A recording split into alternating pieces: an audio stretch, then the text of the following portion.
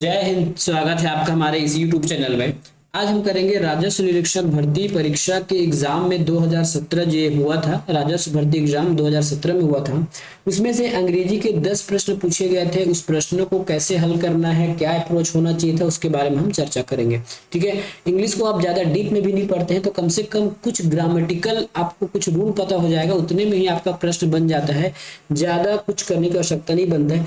बस इसमें जो एंटोनिम्स है और सिनोनिम्स है उसमें केवल आपको प्रॉब्लम हो सकती है, क्योंकि वो रटने वाला है। और तुमको रटने मतलब इसलिए बोल रहा हूँ क्योंकि वो वोकैबुलरी वाला है इसलिए। लेकिन बाकी जो आपके ग्रामर वाले पोर्शन है उसमें आपको कोई दिक्कत नहीं होना चाहिए। थोड़ा से पढ़ेंगे तो आपको अच्छे से बन जाएगा। यदि आपको इंग्लिश का भी डिटेल में फ्री में पढ़ने की आवश्यकता होगा तो आपको हमको बताइएगा, हम आपको डिटेल में पढ़ा के बताएंगे, है ना, इंग्लिश को। लेकिन आपके रिक्वेस्ट करने पर ही उसको बनाया जाएगा, नहीं तो बहुत लोग बस रिक्वेस्ट करते हैं सर ये पढ़ा दो वो पढ़ा दो। बाकी जब वीडियो डलता है तो उसमें लाइक्स और कमेंट हमको देखने को ही नहीं मिलता, ना ही व्यू जाता है। क्योंकि एक वीडियो बनाने में बहुत मेहनत लगता है। ठीक है। आपको पढ़ाने के पीछे हमको 1 से 2 घंटा पढ़ना पड़ता है, उसके बाद हमको रिकॉर्ड करना है, एडिट करना है, उसके बाद फिर उसमें नेट में अपलोड करना है, तो बहुत समय जाता है। ठीक है। तो हमको मेहनत करने में दिक्कत नहीं है, लेकिन उसका एक सकारात्मक फल मिले तो ज्यादा अच्छा होता है। चलिए शुरू करते हैं आज का लेक्चर। सबसे पहला प्रश्न है आज का, इंग्लिश का है ना, और कुछ का आरआई का। सबसे पहला प्रश्न है, she said when can I go. ठीक है। हमारे साथ साथ आप भी बनाते जाइए और बताइएगा लास्ट में कि आपसे कितना प्रश्न बना और आप कैसे इसको सॉल्व किए। ठीक है। तो सबसे पहले हम ये देखेंगे। हाँ, दूसरी बात ये है कि इसमें जो भी आपको ऑप्शन बताया जाएगा वो फाइनल आंसर पर आधारित है। मतलब जो दावा पत्ती लगने के बाद जो आंसर जारी होता है ना, उसके हिसाब से हम आपको ये बता रहे हैं। चलिए उसको शुरू करते हैं। She said when can I go. उसने कहा कि मैं कब जा सकती हूँ। सबसे पहले देखिए क्या चीज है, तो ये इनडायरेक्ट स्पीच है। ठीक है। डायरेक्ट को हमको इनडायरेक्ट बनाना है, मतलब ये नरेशन का पार्ट है। और जब भी नरेशन होता है इसका मतलब ये देख लीजिएगा, यदि इस वाले पार्ट में सेड लिखा है मतलब आने वाले पार्ट में इसका पास्ट टेंस या फिर इसका टेंस चेंज होने वाला है। ठीक है। टेंस चेंज हो जाएगा, प्रेजेंट का पास्ट में चेंज हो जाता है। ठीक है। सिंपल प्रेजेंट का सिंपल पास्ट, सिंपल कंटिन्यूअस का पास्ट कंटिन्यूअस, इसी प्रकार से वो सारे चेंजेस होने रहते हैं। दूसरी बात, इसको बनाने का सबसे पहला तरीका ये है कि कैन हमेशा कुड में चेंज हो जाएगा। कब? जब यहाँ सैड होगा। टोल्ड होगा तो यहाँ चेंज नहीं होगा, लेकिन यहाँ सैड लिखा है तो इसको पास्ट टेंस में चेंज करना पड़ेगा। कैन का हमको लिखना पड़ेगा कुड, COULD, कुड। अब देखिए कुड कहाँ कहाँ पे लिखा है, आपके पास 4 ऑप्शन है ABCD। कुड कहाँ कहाँ पे उपयोग किया गया है, तो कुड आपके ए में है, बी में शुड आ गया, ठीक है, सी में कैन का कैन लिख दिया गया है, और डी में कुछ भी नहीं लिखा गया है, ना कैन ना वुड ना कुछ भी नहीं। ठीक है। तो इसके हिसाब से यहाँ अगर हम देखें तो हमारा आंसर केवल ए है। आपको इसका हिंदी में अनुवाद करने की जरूरत नहीं पड़ा कि उसने क्या कहा, है ना। जैसे इसका लिखा है ना, she said when can I go, क्या कहा, कोई दिक्कत नहीं, हमको तो 1 नंबर से मतलब है। ठीक है। हमारा आंसर बन गया, हम आगे निकल जाएंगे। लेकिन आपको पढ़ाना है इसलिए मैं इसका उत्तर भी बता के जाऊंगा और बता के। सी सेड, उसने कहा, व्हेन कैन आई गो, मैं कब जा सकती हूँ, इसका हिंदी मीनिंग है। ठीक है। अब देखिए जब भी कोई चाहता है, देखिए कई बार सैड का टोल्ड, वांटेड, आस्क्ड, इस प्रकार से प्रश्न हो जाता है। ये जब डिटेल में आप पढ़ाएंगे ना, नरेशन यदि आप पढ़ना चाहते हैं तब की स्थिति में ये है। ठीक है। यदि आप डिटेल में पढ़ना चाहते हैं तब की स्थिति में ये सब चीजें आपको बताई जाएगी। ठीक है। तो चलिए आज को सॉल्व करते हैं आगे। She wanted to know when she could go, वह जानना चाहती है कि वह कब जा सकती है, इसका हिंदी में मतलब ये हो गया। ठीक है। तो ये हो गया, आप समझ गया ना। तो कैसे सॉल्व करना था, केवल ट्रिक लगाकर 1 नंबर हमको मिल गया किल ट्रिक से। अब अगला प्रश्न आता है, choose one word substitute for the one who escape from hard reality, जो अपनी वास्तविक जो रियलिटी है उससे भागता है, उसके लिए एक वर्ड क्या है। जो अपनी वास्तविकन से भागता है, जो अपनी सच्चाई से भागता है, उसके लिए क्या शब्द उपयोग किया जाता है। सबसे पहले इसका शब्द है स्कैपिस्ट। स्कैपिस्ट का मतलब होता है पलायनवादी। मैं हिंदी में भी लिख लेता हूं ताकि आपको याद हो जाए, पलायनवादी। ठीक है। क्या है ये, पलायनवादी है। रैपिस्ट का मतलब होता है बलात्कारी, बलात्कारी। ठीक है, बलात्कारी। उसके बाद क्या है, पॉलीगॉट, इसका मतलब होता है बहुभाषी। देखिए एक ही प्रश्न में आपके बहुत सारे डाउट क्लियर हो जाएंगे और जो वर्ड आप नहीं जानते हैं वो भी जान लेंगे। बेनिफैक्टर का मतलब होता है हितैषी। क्या होता है? हितैषी। अब आप ये बताइए जो अपनी रियलिटी से भागता है उसके लिए क्या होगा? पलायनवादी होगा, बलात्कारी होगा, बहुभाषी होगा या फिर हितैषी होगा? स्केपिस्ट, रैपिस्ट, पॉलीगॉट या फिर बेनिफैक्टर? तो सबको पता है जो अपनी रियलिटी से भागता है उसके लिए हम स्केपिस्ट का शब्द का उपयोग अर्थात उसको पलायनवादी के नाम से जानते हैं। तो ये प्रश्न आपका बन गया। इसके लिए आपको बहुत प्रयास करना पड़ेगा, बहुत सारे प्रश्नों को ऐसा करना पड़ेगा, तो उसके लिए दिक्कत मत लीजिएगा। हम 2015 से अभी तक जितने के प्रश्न हुए हैं ना सभी विषय आपको इसी प्रकार से पढ़ा देंगे। और इसका पीडीएफ चाहिए तो आप बताइएगा, हम इसका टेलीग्राम में डाल देंगे। और सॉल्व किया वो पीडीएफ मिलेगा ना, ब्लैंक पीडीएफ आपको नहीं मिलेगा, सॉल्व किया पीडीएफ मिलेगा ताकि आप रिविजन कर सकें बाद में। क्वेश्चन नंबर 3 है, Which of the following is not synonym for the indent? Word indent, आपके पास एक इंडेंट शब्द है। अब इस इंडेंट का शब्द का मतलब होता है पाट देना या फिर सैलाब। क्या होता है? पाट देना, या फिर इसी को अन्य भाषा में लिखा जाए तो ये होता है सैलाब। अब इसका हमको क्या चाहिए? सिनोनिम, मतलब समानार्थी चाहिए। ठीक है, अब इसका जब तक आप हिंदी मीनिंग नहीं बन जाएगी, आपको हिंदी मीनिंग पता है शब्दों का, तब तक आप बना पाओगे, नहीं पता है तो दिक्कत हो जाएगा। ठीक है, इसका सिनोनिम आपको बताना है। क्या बताना है? इसका सिनोनिम बताना है इसको,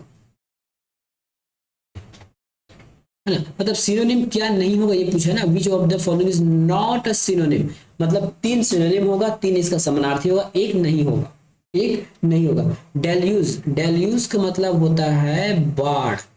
ठीक है, डेल्यूज का मतलब होता है बाढ़। और स्वैम्प का मतलब क्या होता है? तो स्वैम्प का मतलब होता है चिकना। ये हो गया आपका चिकना। ठीक है, उसके बाद है इनगल्फ, इनगल्फ का मतलब होता है निगल जाना, निगल जाना। उसके बाद है ड्रेन का मतलब होता है नाली, ये हो गया नाली। अब देखिए पाट देना या सैलाब, इनका मतलब बाढ़ हो सकता है। ठीक है, बाढ़ हो सकता है। उसके बाद मैंने कुछ और लिख दिया हूं क्या? ये चिकना नहीं होगा जी, मैं गलती से कुछ दूसरा लिख दिया। ये आपका दलदल होता है, दलदल। क्या होता है?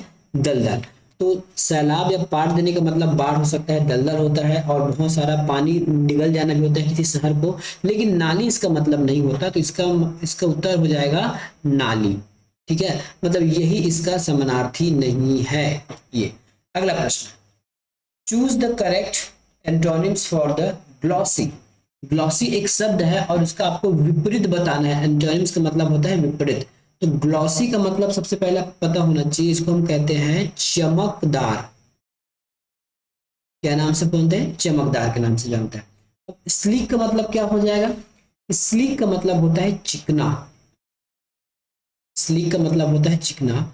ग्लॉसी का मतलब होता है यहाँ पे बेजान, जो शीशे की चीज होते हैं, बेजान शीशे की चीज ना, याद रखिएगा। मैं क्वेश्चन ले लेता हूँ, शीशे का चीज, शीशे का कोई चीज को हम बेजान। लस्ट्रस का मतलब हो जाएगा शोभावान, लस्ट्रस का मतलब हो जाएगा शोभायमान, शोभायमान। ठीक है, और मैट, मैंने बहुत सारे MA को खोजा लेकिन मुझे MA नहीं मिला। आपको मिलेगा तो जरूर मुझे कमेंट करके बताइएगा। तो मैं यहाँ ई करके एक शब्द मिला है, MA करके एक शब्द मिला है, और इसका नाम है चमक रहित, चमक रहित इसका मतलब मुझे मिला है। ठीक है, यदि आपको MA का कोई मतलब निकलता जरूर मुझे कमेंट करके बताइएगा। तो इसका इंटोनिम्स ढूंढना है, चमकदार का मतलब उल्टा क्या हो जाएगा? ये चमक रहित मैट हो जाएगा। ठीक है, चलिए आगे बढ़ते हैं।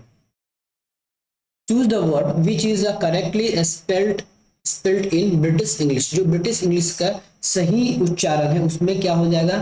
तो ये होता है उसका सही उच्चारण विलन। क्या हो जाएगा? विलन। कैसे लिखेगा? सब उसका उच्चारण होगा विलन, और इसका मतलब तो आपको पता है, खलनायक, विलन। तो इसका सही उच्चारण है। अगला प्रश्न चलते हैं। अगला प्रश्न है 36 नंबर का, और इस 36 नंबर प्रश्न को व्यापम ने विलोपित कर दिया, इसलिए हम इस पर बात नहीं करेंगे। सीधा आते हैं 37 number. She went straight home, she went straight home. Straight का मतलब होता है सीधा। क्या होता है? सीधा। वह सीधा घर गई, वह सीधे या फिर सीधे, वह सीधे घर गई। ठीक है, क्या हो गया इसका मतलब? वह सीधे घर गई। In the above sentence, the word straight is used as adjective, adverb, preposition and verb. Adjective का मतलब समझते हो? Adjective मतलब किसी चीज की विशेषता बताती है ना, वस्तु की विशेषता के लिए हम क्या करते हैं, एडजेक्टिव की उपयोग करते हैं विशेषता के लिए, ठीक है। लेकिन एडवर्ब जो है आपकी क्रिया की विशेषता बताती है।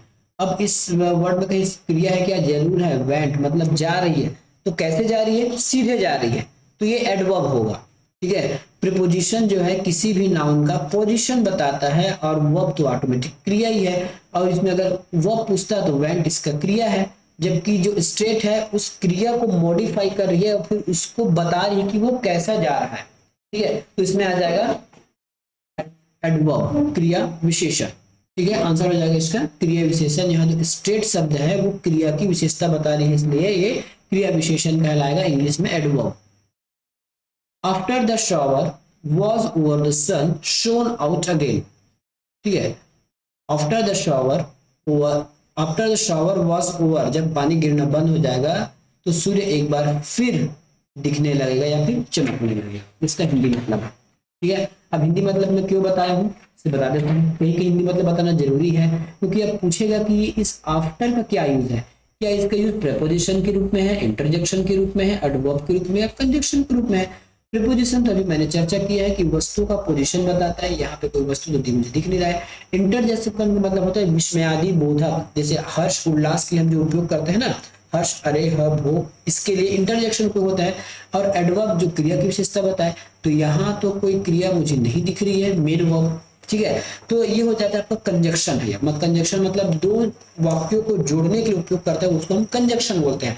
तो इसमें दो वाक्य कहाँ पे है? After the shower was over, ये पहला वाक्य होगा। The sun shone out again, अगर हम यहां से पढ़ना शुरू करें, the shower was over, the sun shone out again, ये दो हमारे वाक्य हो गए। इन दोनों वाक्य को कनेक्ट करने का काम कर रहा है आफ्टर, तो ये हमारा कंजक्शन हुआ, ठीक है। क्या हो जाएगा? कंजक्शन हो जाएगा। अगला प्रश्न, चूज द एक्सप्रेशन इन